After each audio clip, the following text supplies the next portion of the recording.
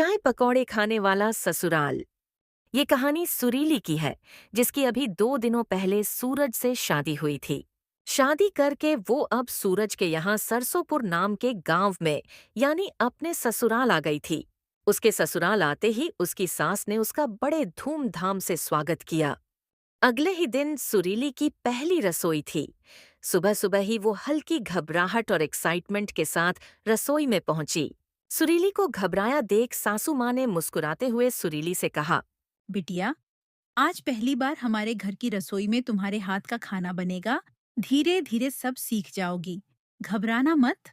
माँ, मुझे समझ नहीं आ रहा कि मैं पहली रसोई में क्या बनाऊं। आप ही बता दीजिए ना, क्या पसंद है आप सबको? अरे बिटिया, हमारे घर में तो सबको सबसे ज्यादा पसंद है चाय और पकौड़े। अगर चाहो तो पहली रसोई में यही बना लो। इससे अच्छा और क्या हो सकता है। सुरीली ने ये सुनते ही एक गहरी सांस ली और मुस्कुरा दी, क्योंकि चाय पकौड़े तो उसे भी बहुत पसंद थे। उसे लगा जैसे उसकी पहली रसोई आसान और बढ़िया बनने वाली है। ठीक है माँ जी, आप बाहर जाकर आराम कीजिए, मैं अभी गर्मा गर्म चाय पकौड़े लेकर आती हूँ।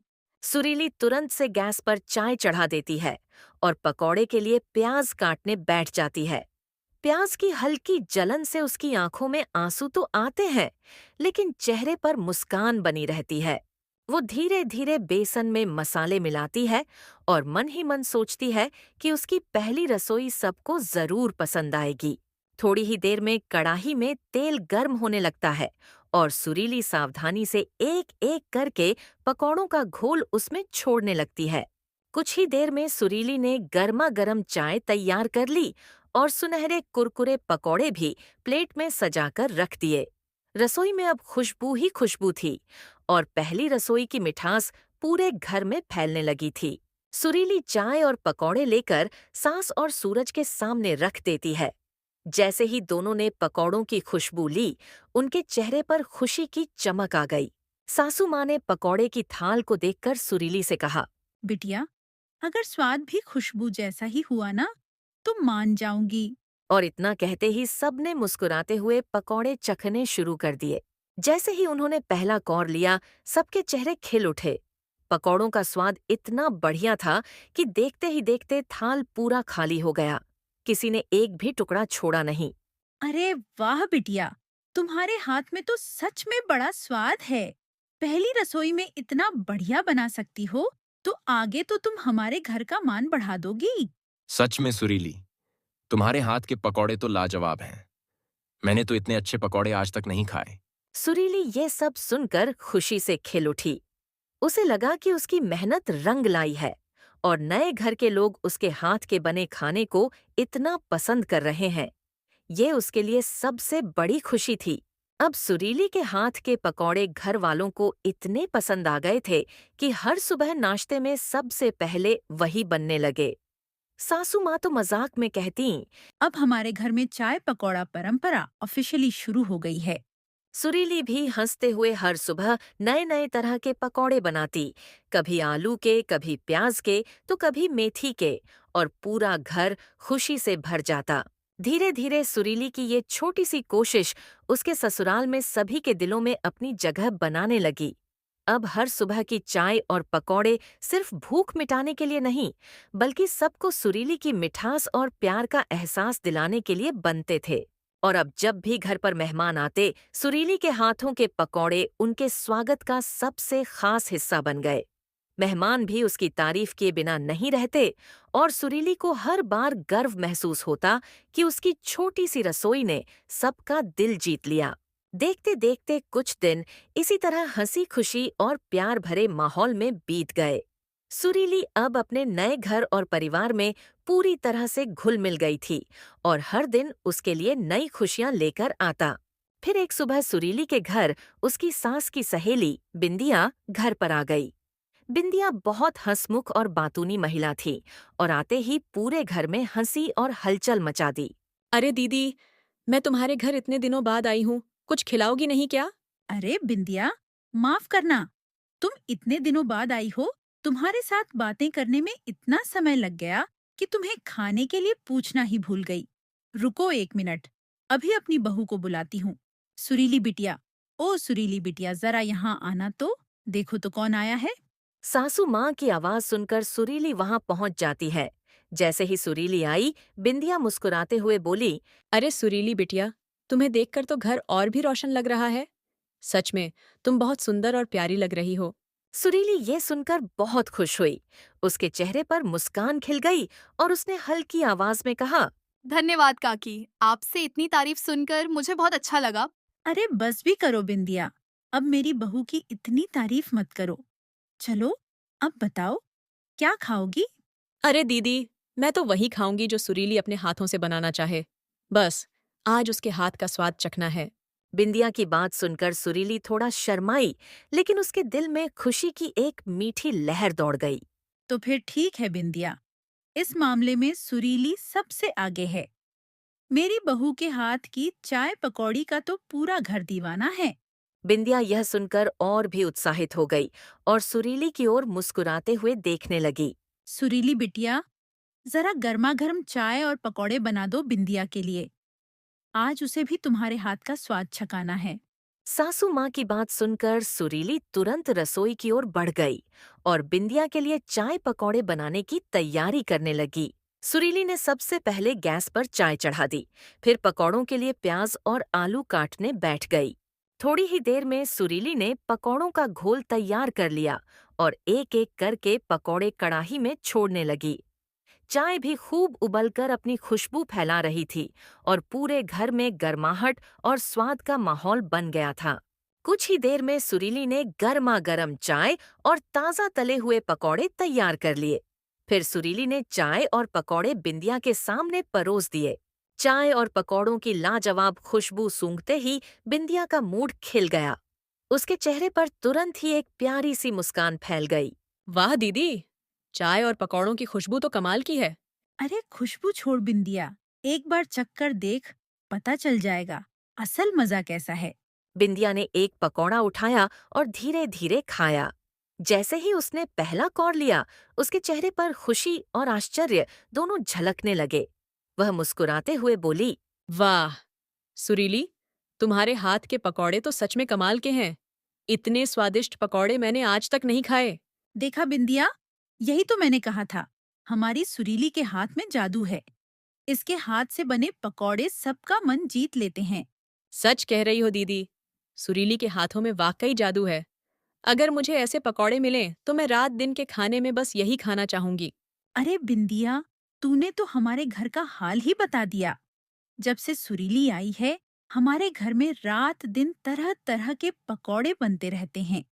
सच में, हर दिन का नाश्ता अब उसके हाथ के पकौड़ों के बिना अधूरा लगता है। अच्छा, अब बातें छोड़ो और पकौड़े खाओ, नहीं तो ठंडे हो जाएंगे। फिर मत कहना कि तुम्हारी बातों में पकौड़े ठंडे हो गए। बातचीत के बाद सुरीली ने मुस्कुराते हुए बिंदिया की ओर इशारा किया और बिंदिया ने तुरंत पकौड़े खाना शुरू कर दिया। देखते ही देखते उसने पूरे पकौड़े खा डाले और एक भी टुकड़ा बाकी नहीं छोड़ा। वाह सुरीली, सच में तुम्हारे हाथ के पकौड़े लाजवाब हैं। मैंने तो सारे पकौड़े ही खा डाले। देखा बिंदिया, मैंने कहा था ना, सुरीली के हाथ में जादू है। अब तुम जान गई कि हमारे घर में हर दिन का नाश्ता उसके पकौड़ों के बिना अधूरा है। बिल्कुल दीदी, ऐसे पकौड़े हो तो कौन नहीं खाएगा। पर दीदी, मैं आपको एक सुझाव देना चाहती हूँ। अगर आप हाँ कह दें तो मैं बताऊं। हाँ बिंदिया, क्यों नहीं, बता तो सही। दीदी, आप सोचिए, सुरीली के हाथ के पकौड़े तो सच में सबसे बेहतरीन हैं। अगर आप सुरीली का एक छोटा सा चाय पकौड़े का ठेला खोलवा दें, तो वह हर समय अपने हाथ के पकौड़े सबको खिला सकती हैं। इसके दो फायदे होंगे। एक तो पकौड़े बेचकर कमाई होगी और साथ ही जब चाहे आप भी गर्मा गर्म पकौड़े खा सकेंगी। बिंदिया, तुम्हारा सुझाव वाकई बहुत अच्छा है, लेकिन कम से कम मुझे पहले सुरीली से पूछना पड़ेगा कि क्या वह चाय पकौड़े का ठेला खोलने के लिए तैयार है। मैं नहीं चाहती कि यह विचार उसे अचानक थोप दिया जाए। उसे आराम से सोचने का मौका देना जरूरी है, ताकि वह अपनी मर्जी से फैसला ले सके। हाँ दीदी, प्लीज पहले सुरीली से पूछ लीजिए। अगर वह हाँ कह दें तो फौरन शुरू कर दीजिए। और हाँ, जिस दिन सुरीली अपना ठेला खोले, मुझे सबसे पहले बुलाना। मैं उसके पकौड़े खाने के लिए बहुत खुश होंगी। बिंदिया के जाने के कुछ समय बाद सासू माँ सुरीली के पास आईं। सुरीली बिटिया, मैं तुमसे कुछ बात करना चाहती हूँ। बिंदिया ने तुम्हारे पकौड़ों के बारे में एक सुझाव दिया है। हाँ माँ, बताइए क्या सुझाव दिया है काकी ने। बिंदिया कह रही थी कि तुम्हारे हाथ के पकौड़े इतने स्वादिष्ट हैं कि क्यों न तुम एक छोटा सा चाय पकौड़े का ठेला खोलो। इससे तुम अपने पकौड़े सबको खिला सकोगी और थोड़ी कमाई भी हो जाएगी। अगर तुम तैयार हो तो हम इसे शुरू कर सकते हैं। हाँ माँ, मैं तैयार हूँ। बस अगर हो सके तो आप पहले उनसे भी पूछ लीजिए। अरे चिंता मत करो बेटी, तुम्हारा वो पहले मेरा बेटा है। मेरी बात थोड़े ही टालेगा। सासू माँ और सुरीली दोनों की खुशी देखने लायक थी, क्योंकि अब सुरीली के हाथ का जादू सिर्फ घर तक सीमित नहीं रहेगा। सासू माँ ने सूरज के घर लौटते ही उसे आराम से बैठाया और सुरीली के चाय पकौड़े के ठेले के बारे में सारी बातें विस्तार से बताई। सूरज भी पूरी बात सुनकर तैयार हो गया और उसने माँ से हाँ कह दिया। अब यह तय था कि सुरीली अपना ठेला खोल सकती थी और घर में सबकी खुशी देखते ही बन रही थी। कुछ ही दिनों बाद सुरीली ने अपना नया चाय पकौड़े का ठेला अपने घर के सामने खोल लिया। ठेले के पास शुरुआत से ही उसकी सासू माँ मौजूद थीं, हर कदम पर उसका साथ देने और उसका हौसला बढ़ाने के लिए। माँ, पता नहीं लोग आएंगे या नहीं, कहीं किसी को पसंद ना आया तो। अरे पगली, तू बेकार में सोच रही है। तेरे हाथ का स्वाद किसे पसंद नहीं आएगा। लेकिन माँ, ये मेरा पहला दिन है, दिल बहुत जोर से धड़क रहा है। डरना मत सुरीली बिटिया, मैं यही हूँ तुम्हारे साथ।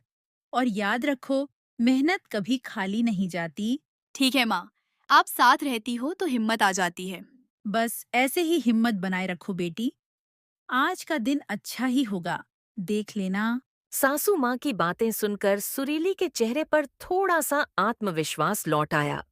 उसने गहरी सांस ली, हाथ धोए और चूल्हे पर चाय चढ़ा दी।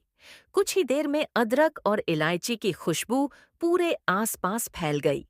गरम तेल में तले जा रहे पकौड़ों की महक तो और भी लाजवाब थी। धीरे धीरे राह चलते लोग ठेले की तरफ देखने लगे। तभी एक आदमी खुशबू से खिंचा चला आया और बोला, बहन जी, एक कप गरम चाय और थोड़े पकौड़े दे दीजिए। आपके ठेले की खुशबू ने तो मुझे रोक ही लिया। ग्राहक ने जैसे ही पहला पकौड़ा लिया, उसकी आंखों में चमक आ गई और उसने मुस्कुराते हुए कहा, वाह बहन जी, आपके पकौड़े तो सच में कमाल के हैं। इतने स्वादिष्ट पकौड़े मैंने पहले कभी नहीं खाए। धन्यवाद भाई साहब, आपकी तारीफ सुनकर बहुत खुशी हुई। ये देखकर आस-पास से लोग धीरे धीरे ठेले की तरफ आने लगे। एक दो लोग पहले ही रुक गए और खुशबू का आनंद लेने लगे। देखते ही देखते ठेले के पास भीड़ बढ़ने लगी और सुरीली की मेहनत का जादू सब पर छा गया। देख रही हो बेटी, लोग तुम्हारे चाय पकौड़े को कितना पसंद कर रहे हैं। तुम्हारे हाथ में सच में जादू है। धन्यवाद माँ, यह सब आपका साथ और विश्वास होने की वजह से ही संभव हुआ। माँ, बिंदिया काकी को बुला लीजिए, उन्होंने ही मुझे यह ठेला शुरू करने का सुझाव दिया था। उन्हें भी देखना चाहिए कि लोग इसे कितना पसंद कर रहे हैं। हाँ सुरीली, बिंदिया काकी ने तो कहा था कि जब तुम ठेला खोलोगी, वह सबसे पहले तुम्हारे पकौड़े खाने आएंगी। चलो, पहले उन्हें बुलाते हैं। कुछ समय बाद बिंदिया काकी आईं। जैसे ही उन्होंने ठेले और उसके चारों तरफ भीड़ देखी, उनका चेहरा खुशी से खिल उठा। वाह सुरीली, ये तो कमाल है। देखो, कितने लोग तुम्हारे हाथ के पकौड़े खाने आए हैं। देख रही हो बिंदिया, तुम्हारे कहने पर सुरीली ने ठेला खोला और अब लोग इसे इतना पसंद कर रहे हैं। तुम्हारा सुझाव कितना सही था। सच में दीदी, ये देखकर मुझे भी बहुत खुशी हुई। सुरीली, तुमने तो सबका दिल जीत लिया। धन्यवाद काकी, आपकी वजह से ही यह ठेला शुरू हुआ और अब सबको पसंद आ रहा है। नहीं नहीं सुरीली, ये सब तुम्हारे पकौड़ों का स्वाद और जादू है। मैं तो बस वही कह रही थी जो मुझे सच में सही लगा। सच में, तुम्हारे पकौड़े इतने स्वादिष्ट होते हैं कि सबका दिल जीत ले। अरे बिंदिया, तुम यहीं खड़ी मत रहो। जाओ, अंदर कमरे में बैठ जाओ। मैं थोड़ी देर में चाय पकौड़े लेकर आती हूँ और फिर हम दोनों आराम से बैठकर चाय पकौड़े का आनंद लेंगे और बातें करेंगे। सुरीली की सासू माँ और बिंदिया आराम से बैठकर गर्मा गर्म पकौड़े खा रही थीं और चाय के साथ हल्की फुल्की बातें कर रही थीं। कमरे में हंसी मजाक का माहौल था और दोनों का समय बहुत ही खुशहाल गुजर रहा था। यहाँ दोनों चाय पकौड़े खाते हुए बातें कर रही थीं और बाहर सुरीली अपने ठेले पर चाय पकौड़े बेच रही थी।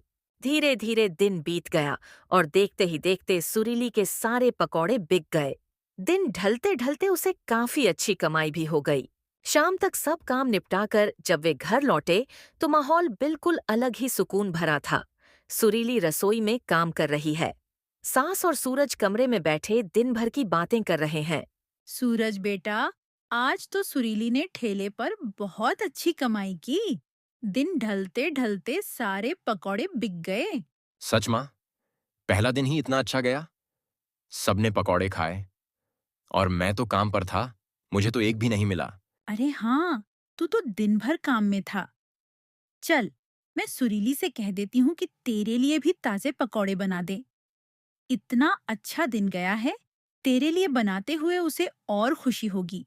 सुरीली बेटी, अगर हो सके तो खाने के साथ सबके लिए थोड़े पकौड़े भी बना देना और सूरज के लिए 2-4 ज्यादा रख देना।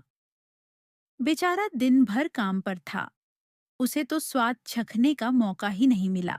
जी माँ, मैं रात के खाने के साथ प्याज के पकौड़े सबके लिए बना दूंगी। कुछ देर में सुरीली ने प्याज के ताजे पकौड़े बनाए और रात के खाने के समय पूरे परिवार ने मिलकर स्वादिष्ट पकौड़ों का आनंद लिया।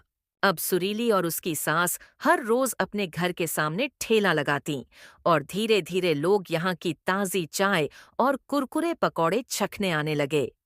हर दिन ठेले के पास अच्छी खासी भीड़ जुटने लगी और सुरीली की मेहनत और स्वाद का जादू सब पर छा गया। कुछ ही दिनों में सुरीली और उसकी सास का ठेला इतना मशहूर हो गया कि लोग दूर दूर से चाय और पकौड़े खाने आने लगे। धीरे धीरे उन्हें यह लगा कि अब सिर्फ ठेला ही नहीं बल्कि एक छोटी दुकान खोलना ही बेहतर रहेगा। सुरीली ने अपने मेहनत और हुनर से एक छोटा सा होटल खोलने का फैसला किया और उसने उसे अपने नाम से ही शुरू किया। होटल का नाम सुरीली स्वीट एंड स्नैक्स रखा गया। शुरू में छोटा सा कमरा था, लेकिन स्वाद और सेवा की वजह से लोग लगातार आते रहे। उसकी सास हमेशा साथ रहती और हर कदम पर उसे मार्गदर्शन देती। सूरज भी हमेशा प्रोत्साहन देता और कभी-कभी व्यस्त होने के बावजूद दुकान में मदद करने आ जाता। होटल में अब सिर्फ चाय पकौड़े ही नहीं, बल्कि हल्के नाश्ते और कुछ मिठाइयाँ भी मिलने लगीं। कुछ ही हफ्तों में होटल इतना लोकप्रिय हो गया कि आस-पास के लोग इसे पसंद करने लगे और रोज नया ग्राहक आता। सुरीली अपने काम में दिन रात लगी रही, लेकिन खुशी और संतोष उसके चेहरे पर हमेशा झलकता रहा। उसका सपना सच हुआ था और उसका घर अब एक छोटा सा स्वर्ग बन गया था, जहां मेहनत, प्यार और स्वाद का जादू सबको भाता था। सुरीली, मैं खुद को बहुत खुशकिस्मत मानती हूँ कि मेरी बहू तुम जैसी हो। तुम्हारे हाथ का जादू और तुम्हारा मेहनत करने का तरीका सच में सबको मंत्रमुग्ध कर देता है। धन्यवाद माँ, यह सब आपका साथ और विश्वास होने की वजह से ही संभव हुआ। आपके बिना मैं यह सब नहीं कर पाती। बेटी, तुम्हारा उत्साह और समर्पण देखकर मुझे गर्व होता है। सच में तुम हमारे घर की शान हो। आपकी इतनी तारीफ सुनकर और भी हिम्मत मिलती है माँ। मैं हमेशा कोशिश करूंगी कि सबको खुश रख सकूं। समय के साथ सुरीली का होटल और भी लोकप्रिय हो गया। दूर दूर से लोग उसके स्वादिष्ट चाय पकौड़े और नाश्ते खाने आने लगे। हर दिन नई खुशियां और सफलता लेकर आता। सुरीली की मेहनत, लगन और सास का प्यार उसे हमेशा प्रेरित करता रहा। सूरज भी हमेशा उसका सहारा बने रहे और घर में हंसी और प्यार का माहौल बना रहा। अब सुरीली और उसका परिवार न सिर्फ आर्थिक रूप से मजबूत था, बल्कि घर में हर दिन खुशी और मिठास का माहौल था। सुरीली ने यह साबित कर दिया कि अगर मेहनत, प्यार और विश्वास साथ हो, तो कोई भी सपना सच हो सकता है। और इस तरह सुरीली का छोटा सा ठेला एक बड़ा सुख और सफलता का प्रतीक बन गया और परिवार के लिए हर दिन नई खुशी लेकर आता।